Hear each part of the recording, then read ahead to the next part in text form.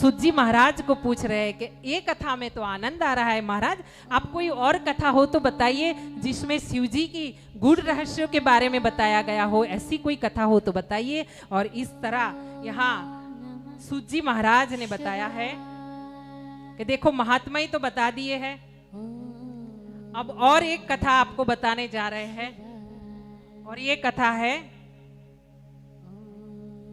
चंचुला और बिंदुक की। चंचुला एक स्त्री है, बहुत धर्मवान है, परिवार है उसका, उनके पति देव का नाम है बिंदुक, और ये रहते हैं बास्कल नाम के गांव में रहते हैं। यहाँ ये जो बातें हैं ना, धीरे धीरे आप ज्यादा सुनोगे या घर पे शिव पुराण या भागवत जी घर पे लेकर रोज का दो पन्ना पढ़ोगे ना, धीरे धीरे आपको पता चलेगा कि ये कोई नाम नहीं है, ये अपने शरीर की बातें हो रही है। हाँ, चंचुला कौन है? बुद्धि है। और बिंदुक कौन है? अपना मन है। बास्कल कौन है? ये देह है। इस तरह से बातें हो रही है। हाँ, वो धीरे धीरे पता चलेगी, मुझे भी पता नहीं चलता था। धीरे धीरे भगवान की कृपा हुई, और कृपा होते होते पता चला कि ये चंचुला कोई और नहीं, मेरी बुद्धि है। हाँ, बुद्धि के बारे में बताया गया है। बिंदुक कोई और नहीं, मेरा मन है। हाँ, और बास्कल गांव का नाम नहीं है, मेरे शरीर का बात बताया गया है।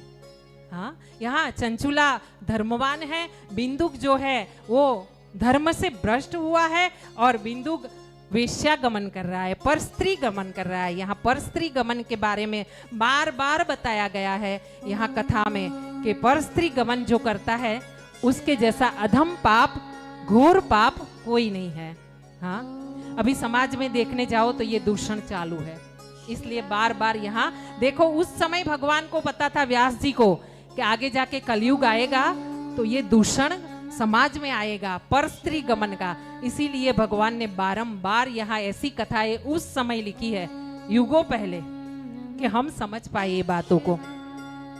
तो महाराज यहाँ बताया गया है, बास्कल गांव में बिंदुक रहता है, व्याभिचारी है, परस्त्री गमन करता है, कभी कभी घर से कोई चीज उठाकर चोरी कर करके लेके जाता है, बेच देता है, उसी से कुछ पीता है, जो भक्ष नहीं करना है वो भक्ष करता है, खाता है, और इसी तरह उसी का जीवन चला जा रहा है। पति इतना बिगड़ा हुआ है, लेकिन पत्नी बहुत धर्मी है, और पत्नी जब धर्मी है तो 1% चांस रहता है, जब पत्नी धर्म की रास्ते पे चलने वाली रहे, 1% चांस रहता है कब पत्नी सही हो।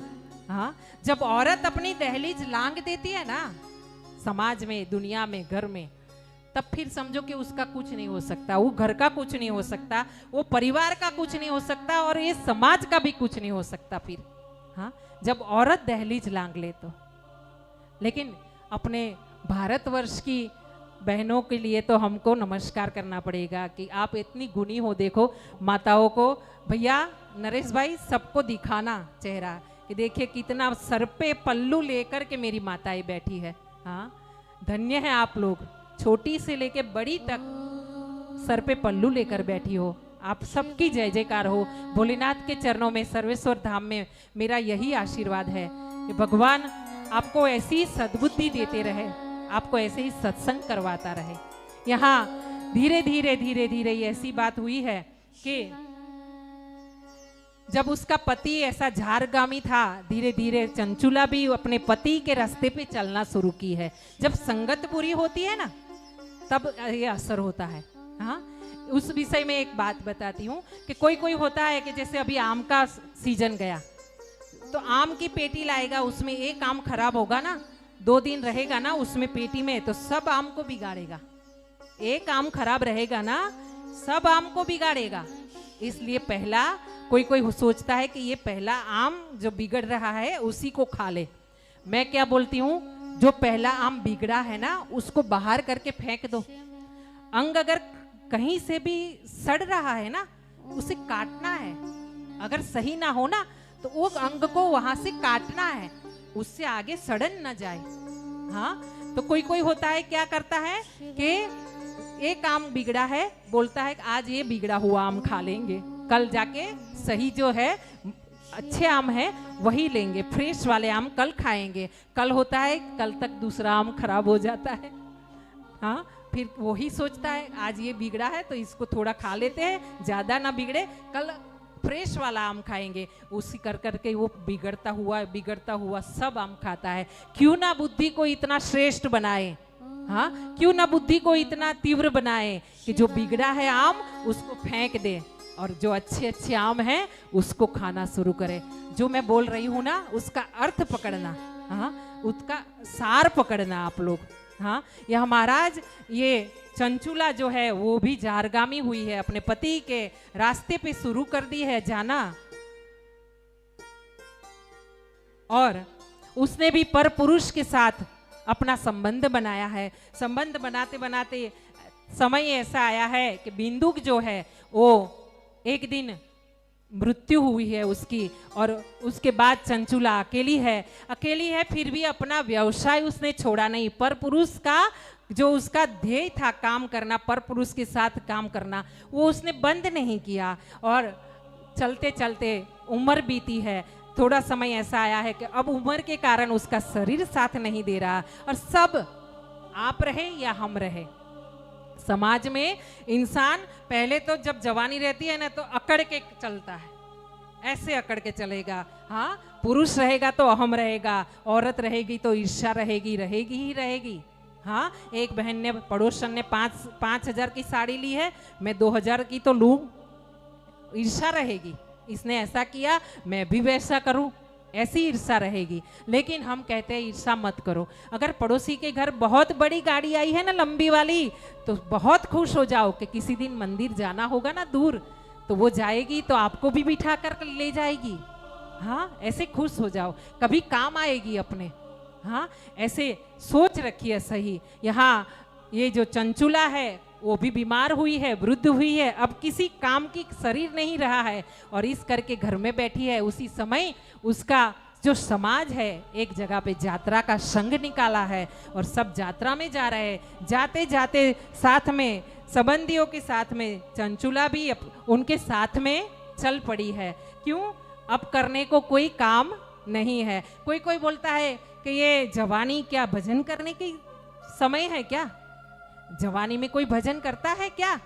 कोई कोई ऐसे बोलता है। हम बोलते हैं जब जवानी में भजन नहीं किया ना तो उम्र होने के बाद, बुढ़ापा आने के बाद आपसे ना भजन होगा, ना बैठा रहा जाएगा, ना सांस सही से ली जाएगी, तो फिर आप भजन क्या करोगे? हाँ, इसलिए छोटे बच्चे जो है ना उनको भजन में लाओ, भजन करवाओ। आप भी आओ, आपकी बहू को भी ले आओ। हाँ, बहू को भी ऐसा मत बोलो कि तू रसोई करके तैयार रखना, उसको भी ले आओ। फिर कथा खत्म होगी, घर जाके दोनों सास बहू साथ में काम कर लो। हाँ, ये रखना चाहिए। यहाँ ये बात है कि जो चंचुला है तो ये यात्रा पे निकली है अपने संबंधियों के साथ, और संबंधियों के साथ यात्रा में गई है। वहां गोकर्ण में जाकर के यात्रा में रुकी है। रुकने के बाद यहाँ पे कथा हुई है। देखिए, ये कथा का हरिद्वार में कथा करवाना, गोकुल में कथा करवाना, काशी जी में कथा करवाना, हाँ, प्रयागराज पे कथा करवाना, ये जो सब बात है ना, ये यहाँ से शुरू हुई है युगों पहले, कि कोई तीर्थ यात्रा में जाए और वहां जाके अपने रिश्तेदारों को साथ ले जाए और वहां जाके यात्रा करे। ये बात वहां से शुरू हुई है। हाँ, तो बात ये है कि चंचुला का जो रिश्तेदारों का यात्रा का संग था वो गोकर्ण जी में जाकर के रुका है। तो वहां जाकर के ये बात हुई है कि सबने वहां जाके भगवान का नाम लिया है। भगवान का नाम लेते लेते सब बैठे हैं और पुरानी जी ने कथा की है, तो कथा सुनने बैठे हैं। शिव जी की कथा शुरू हुई है। यहाँ चंचुला है, उसका शरीर साथ नहीं दे रहा है, इसलिए कोने में थोड़ा सा छोटा सा बिस्तर लगा के पड़ी हुई है। सोते सोते वो भगवान की कथा सुन रही है। भगवान ने ये नहीं कहा कि बैठे बैठे ही, चलते चलते ही नाम लो। भगवान कहीं भी नाम लो, खुश है। हाँ, अपने हिंदू धर्म में जितनी छुट्टी है ना सब चीजों की, उतनी छुट्टी किसी और धर्म में आपको नहीं मिलेगी। आप बैठे बैठे नाम लो, वो खुश है। आप चलते चलते, खाना बनाते, काम करते नाम लो, वो खुश है। आप बिस्तर में सोते सोते माला कर लो, वो खुश है, और उसका फल मिलेगा मिलेगा मिलेगा। सत्य सत्य सत्य बता रही हूं आपको मैं। हाँ, आप समझिए बात को, छोड़िए नहीं। भूल गए ना ओम नमः शिवाय, ओम नमः शिवाय। अच्छा फोन आ गया बेटी का, बात कर ली, कैसा है बेटा, अच्छा है। फिर से याद आया, मैं तो नाम ले रही थी, ओम नमः शिवाय, ओम नमः शिवाय, ओम नमः शिवाय। हाँ काम कर रहे हैं, अरे मैं भूल गई, काम करते करते नाम भूल गई। कोई बात नहीं, जब याद आया वहीं से शुरू कर लो। जागे वहां से सुबह हो गई, जागोगे वहां से सुबह। यहाँ कहीं भी आपको बंधन नहीं है अपने धर्म में, हिंदू धर्म में कहीं भी आपको पकड़ा नहीं है। कहीं भी बैठो, कुछ भी करो, नाम लो। नाम स्मरण से आपके बेड़ा पार होगा। कोई भी तकलीफ होगी उसका इलाज नाम स्मरण है और कुछ नहीं। हाँ, यहाँ जो चंचुला है ना, वो सोच रही है कि करूं तो क्या करूं, शरीर साथ नहीं दे रहा, अब कैसे होगा। उसे धीरे धीरे पता चल रहा है। कैसे पता चला कि शिव कथा के जो पुराणी थे ना, जो वक्ता थे, यहाँ जैसे कथा हो रही वैसे वहां मंदिर में कथा हुई। और जो कथा वक्ता थे ना, उन्होंने बताया कि पाप कर्म क्या है। शिव पुराण में आगे आएगा कि पाप कर्म क्या है। पर पाप कर्म हम एक ही बोलते हैं, किसी के दिल को मत छोड़ो, छेड़ो मत, किसी को दुख हो ऐसा करो मत। हाँ, सबको खुश रखने की कोशिश करो, नहीं तो अपने खुश रहने की कोशिश करो। क्योंकि खुशी का रास्ता कभी गलत रास्ता नहीं है। आपकी खुशी हो चाहे किसी और की खुशी हो, गलत नहीं हो सकता खुशी का रास्ता। हाँ, इसलिए यहाँ बताया गया है कि पाप कर्म क्या है और पाप कर्म करने का फल क्या मिलता है। मैं आपको एक बात बता दूं, पाप कर्म एक है, बड़ा से बड़ा पाप कर्म है। कहीं किसी जगह ऐसी कथा चल रही है और कथा का आयोजन होने की बात चल रही है, आयोजन हो रहा है और उसमें आपने विघ्न डाला, सुनिएगा ध्यान से। हाँ, ये कथा चलने की बाद कोई बोल रहा है कि भाई हम कथा करवाएंगे, और आप अगर उनके पड़ोसी हो, उनकी सोसाइटी में रहते हो, या फिर उनकी बहन हो, या उनकी देवरानी जिठानी में से कुछ हो, और आपने ऐसा सोचा ये भक्तानी चली कथा करवाने, ये तो चली मंदिर। हाँ, अगर आपने ऐसा सोचा ना, ये महापाप है। भगवान के कार्य में पैर लगाना, बीच में आना, गलत सोचना भी, मैं नहीं बोल रही हूं, ये ग्रंथ बता रहा है। अगर भगवान के कार्य में आपने थोड़ा सा भी विघ्न डाला, ये सोचा कि कैसे करती है कथा, देखो आगे जाके पता चलेगा, हम देख लेंगे, ये भी पाप है, ये भी पाप है। ये घोर पापों में बताया गया है। यहाँ पे घोर पाप क्या है वही बताया है। इसके अलावा छोटे छोटे पाप तो बहुत बड़े, बहुत है, लेकिन वो छोटे छोटे पाप को कंट्रोल करना है ना। मैं बार बार यही बोलूंगी, यहाँ तक आई हूँ ना, यहाँ तक आई हूँ कि मैं यहाँ बैठी हूँ, आपने बिठाया है और आप वहाँ बैठे हो, हंसते मुंह से मुझे सुन रहे हो। यहाँ का एक ही फल, एक ही काम किया है मैंने, नाम और ये ग्रंथ पढ़ना। रात दिन ग्रंथों को पढ़ा है। 2 बजे नींद उड़ गई, चिंता हुई बेटी क्या करती होगी ससुराल में, बेटा गया है बाहर प्रोग्राम में, क्या करता होगा, अभी आया नहीं कुछ नहीं, ग्रंथ निकालो, पढ़ो, नाम लो, बस यही करना है और उसी से बेड़ा पार है। बार बार बताती हूँ, नाम स्मरण करना, माला करना, जाप करना, अपने इष्ट का, कुलदेवी का, कुलदेवता का नाम लेना। हाँ, बाकी की व्यर्थ की बातों में मत पड़ना कि पड़ोसन क्या कर रही है, कैसी है, तो कहाँ जा रही है, नहीं तो पछताना पड़ेगा, आगे जाके तकलीफ हो जाएगी। यहाँ चंचुला को बताया गया है कि ये सब पाप कर्म है। तो कथा ना सुनती तो कैसे पता चलता कि पाप कर्म क्या है। हाँ, कथा सुनी तो उसे पता चला कि ये सब पाप कर्म है। तो पाप कर्म बताए पंडित जी ने, चंचुला ने सुना तो उसे पता चला कि शिव तत्व क्या है। और शिव जी का एक ही बात है कि उसका एक नाम ले लो, एक जल का लोटा चढ़ा दो, हो गए। बोले बाबा बम बम बम बम बम बम करके खड़े हो जाएंगे, त्रिशूल लेके, डमरू लेके आपके सामने। और ऐसे देखो, अगर आपको परीक्षा लेनी है ना, मेरी बाबा की मत लेना, मेरी परीक्षा लेनी है ना मेरी बातों की, तो एक काम करो, 1 महीना, 1.25 महीना, ज्यादा से ज्यादा 2 महीना, 8 बजे तो 8 बजे राइट आकर यहाँ आके भोले बाबा को जल चढ़ा दो खाली। हाँ, खाली जल चढ़ा दो। और फिर 2 महीना के बाद आप आना बंद करो, 2 दिन ना आओ, तीसरे दिन भोले बाबा आएंगे आपके घर, ये गारंटी मैं यहाँ से देती हूँ। भोले बाबा आएंगे आपके घर, पूछेंगे बेटा क्यों नहीं आई, क्या तकलीफ है बता। हाँ मेरा बच्चा, तुझे तकलीफ है, मैं ला डमरू बजाता हूँ, दूर कर देता हूँ तेरी तकलीफ को। हाँ ये अनुभव है, मैंने देखा है भगवान को कि ये ऐसे ऐसे दया करते हैं, कृपा करते हैं भगवान ऐसे ऐसे। हाँ ये फिजूल की बातें नहीं है।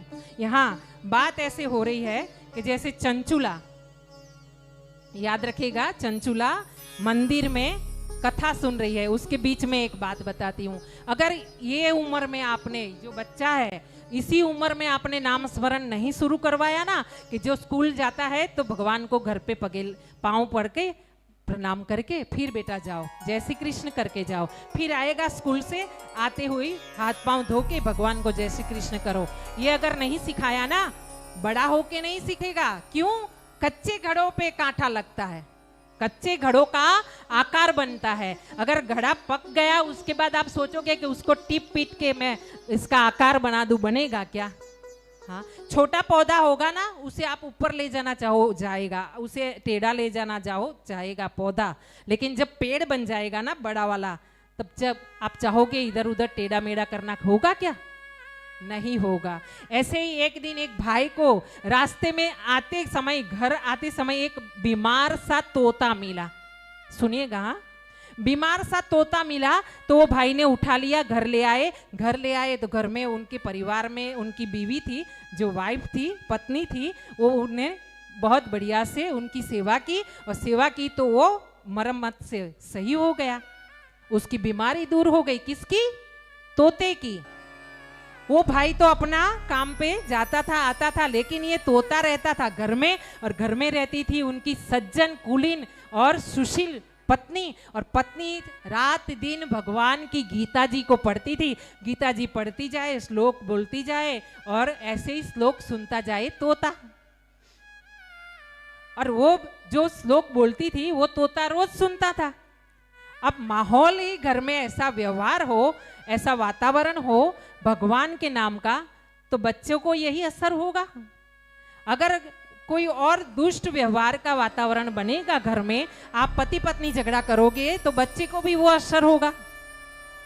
अब तोता धीरे धीरे गीता जी के श्लोक बोलना शुरू किया। देखना, तोते को जो जो सिखाते हैं ना वो सीखता है, और तोता और कोई नहीं, अपना छोटा बच्चा समझो कि बच्चे को जो जो आप दोगे ना वही समझ में आएगा, उसको उसके सामने जो दिखेगा वही समझेगा, वही करेगा। हाँ, इसलिए पहले माँ बाप को सीखना जरूरी है ये सब। यहाँ बात हुई है कि तोता श्लोक बोलना शुरू कर दिया, गीता जी के श्लोक बोलने लगा। अब क्या हुआ, खिड़की पे बैठा बैठा तोता श्लोक बोल रहा है, और आजू बाजू से जो चलने वाले लोग जो जाते थे ना, यात्री मुसाफिर, वो आकर के तोता के पास खड़े होते थे, थोड़ी देर खड़े होकर के जय श्री कृष्ण करते थे। जैसे ही जय श्री कृष्ण करे वैसे ही तोता गीता के श्लोक को बोलना शुरू कर दे। अब धीरे धीरे भीड़ बढ़ने लगी। एक दिन ये भाई काम से जल्दी आ गया और देखा उसके आंगन में भीड़ लगी हुई है। भीड़ लगी है तो किस चीज की भीड़ लगी है वो देखने के लिए जब अपने घर में ही गया, देखा तोता गीता जी के श्लोक बोल रहा है। मुकम करोति वाचालम पंगुम लंघयते गिरि यत् कृपातमहं वंदे परमानंद माधवम। हाँ, ऐसे ऐसे करके कृष्ण भगवान के श्लोक बोल रहा है। तो उसको तो आनंद हो गया कि भाई ये क्या गजब हो गया, किसने सिखाया? तो सब ने मिलकर बताया कि घर में जो आपकी पत्नी है ना, वो गीता जी का रोज पाठ करती है ना, उसी कारण ये सोता सुन सुन के गीता जी का पाठ समझ लिया है और वो उसको आ गया है, इसीलिए ये अब गीता के श्लोक बोल रहा है। धीरे धीरे एक दिन ऐसा हुआ, एक बिल्ली ने झपट मारी और तोता को मार दिया। अब वो जो भाई तोता लेके आए थे ना, वो तोता को बिल्ली ने मार दिया। उस करके आम ऐसे करके सर पे हाथ रख के बैठ गए। अब जो भी भाई उधर से गुजरते थे, पहले जो तोता का श्लोक सुनते थे, वो आकर के देखने लगे कि ये भैया तो ऐसे ही शोक मग्न बैठे हैं, ऐसे क्यों सर पे हाथ रख के बैठे हैं? क्यों? तोता मर गया इसलिए? दूसरा तोता ले आओ, उसको भी आपकी पत्नी सिखा देगी श्लोक। तब फिर उस भाई ने बोला है, क्या बोला है कि भाई मैं जो तोता मर गया उस लिए नहीं रो रहा हूं, उसी के लिए नहीं बैठा हूं उदास। हाँ, क्या बोला? जो तोता मर गया है उस कारण से मैं उदास नहीं बैठा हूं, उस कारण से मैं निराश नहीं हूं, उस कारण से मैं रोता नहीं हूं, तो और क्या कारण है? तब फिर वो भाई ने बताया, क्या? जो तोता छोटा था तब से गीता के श्लोक पढ़ता था, तब उसको जब बिल्ली ने मारा ना, तब मैं वहां पे था, तो तोता बोलता था बचाओ बचाओ बचाओ। क्या? जब बिल्ली ने मारा तो तोता बोलता था बचाओ बचाओ बचाओ, जबकि उसको श्लोक आते थे। बचपन से बड़ा हुआ तब तक श्लोक बोला है, लेकिन मरते समय फिर भी उसके मुंह से श्लोक ना निकला, भगवान का नाम ना निकला। जब इतनी उसने मेहनत की, बचपन से बड़े होने तक का गीता का श्लोक पढ़ा, याद किया, इतनी मेहनत की, तब भी उसको मरते समय भगवान के श्लोक याद नहीं आए, भगवान याद नहीं आए। और मैं अधर्मी हूं, मैंने कभी भी भगवान का नाम नहीं लिया। अगर मेरी मौत आई तो मेरे मुंह से तो कभी नहीं निकलेगा ना।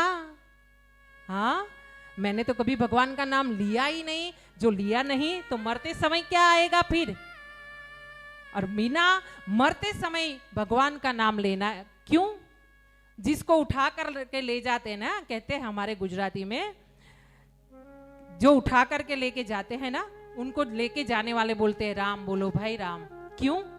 इसलिए मरने के बाद थोड़े समय के लिए आत्मा तालू पे रहती है। यहाँ ब्रह्मांड है, ये अपना, ये ब्रह्मांड है हाँ शरीर का, और यहाँ पे जीव थोड़े समय के लिए रहता है। अगर उसको उठा के लेके जाने वाले राम राम बोल के जा रहे हैं, कहीं अधर्मी है, उसके मन में ये बात आ गई, राम राम उसके कानों तक चला गया और उसकी आत्मा को भा गया, और मरने के बाद भी उसकी आत्मा एक बार बोल देगी राम राम। हाँ, आप बोलिए, आंख बंद करके मेरे साथ बोलिए राम, और अनुभव कीजिए कि क्या लगता है आपको। राम राम राम राम। हाँ, ऐसे देखिएगा जैसे बबल होते हो, आनंद होता हो अंदर। हाँ, अपने मन में आनंद, राम राम बोलते बोलते आनंद हो जाता है। तो देखिए, जो मर जाता है ना, उसके पीछे इसीलिए राम बोला जाता है। कहीं दुष्ट आत्मा हो, कहीं दुर्जन हो, कहीं पाप कर्म किया हो, लेकिन मरने से पहले अगर राम शब्द बोल दिया, उसके बाद उसने एक भी कर्म नहीं किया, मतलब जन्म से मरण तक का उसका जो सफर रहा, उसमें उसने जितने भी कर्म किए, घोर पाप किए, वो सब पाप नष्ट हो जाते हैं। कब? मरते समय खाली एक बार राम बोलने से। मरते समय खाली एक बार राम बोलने से। हाँ, बोलिए सर्वेश्वर धाम की जय, अपने अपने माता पिता की।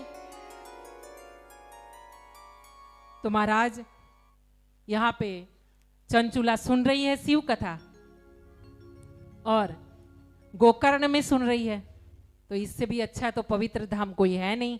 यहाँ जब भूदेव ने बोला पाप कर्म के विषय में, तो उसने सुना, और उसने जो कथा सुनी, उसके बाद वो भूदेव के पास आई, पंडित जी के पास आई, ब्राह्मण के पास आई जो कथा करते थे उनको पूछने के लिए कि भाई पंडित जी, मैंने तो जिंदगी में अच्छे कर्म किए ही नहीं है, तो अब क्या होगा? पंडित जी ने हंसते हंसते कहा, बेटा अच्छे कर्म नहीं किए, लेकिन आज तो तू जग रही है ना, अभी तो जिंदगी बाकी है ना, तो आज से ऐसा काम करो, कोई ऐसा भगवान का नाम लो जो तुम्हें प्यारा हो, वैसा भगवान का नाम लो और अपना जीवन व्यतीत करो। चंचुला ने बाकी की कथा सुनी है, चिंता उसके मन में है कि मेरा मृत्यु कैसा होगा। कथा सुनते सुनते सुनते चंचुला को मृत्यु हुई है। मृत्यु होने के समय मैंने ऐसी बहुत सारी औरतों को देखा है कि जो कथा में बैठी है वहीं पे देह छोड़ देती है। हाँ, इससे बढ़िया उसका जीवन क्या होगा और इससे अच्छी मौत क्या होगी? नहीं तो क्या होता है पता है, मौत ऐसी आती है कि अस्पताल में पाँव ऐसे ऐसे करते हैं, नहीं सहन होता, यहाँ सुइया यहाँ सुइया यहाँ सुइया, नाक में मुंह में टोटी, ये सब पाइप लगाया है। हाँ, तो अगर कहीं भगवान की कथा सुन रहे हैं और वहाँ पे अगर मृत्यु हो रही है ना, तो इससे बढ़िया कोई मौत नहीं है। यहाँ हुई है ये बात कि भूदेव के पंडित जी के समझाने के बाद चंचुला ने अपने पास जो भी धन था वो सब धन पंडित जी को अर्पण किया है और वो अपने देह छोड़ गई है। देह छूटते समय उसके मन में शिव जी की एक ही बात थी, ओम नमः शिवाय, ओम नमः शिवाय, ओम नमः शिवाय। चंचुला को लेने के लिए यहाँ यमदूत आए हैं, यमदूत के साथ शिवगण आए हैं और शिवगण ने कहा है कि ये चंचुला तो हमारी दूत है, शिव जी की गण है, माँ पार्वती की सखी है, उसको लेने हम आए हैं। आइए 2 मिनट के लिए नाम स्मरण करते हैं, एक छोटा सा भजन लेते हैं और उसके बाद कथा में आगे चलते हैं।